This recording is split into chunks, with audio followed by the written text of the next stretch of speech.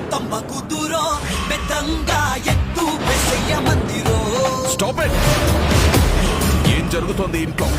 రే గగన్, నువ్వు ఈ టైంలో నా ఇంట్లో ఏం చేస్తున్నావు? రేపు మేము చేయబోయే వ్రతంలో మా నాన్న పక్కన మా అమ్మ ఉండాలి.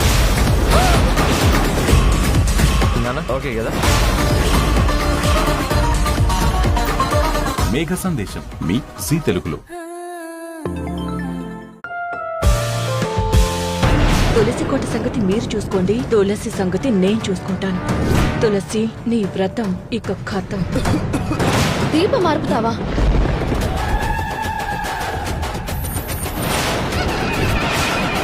రండ్రా.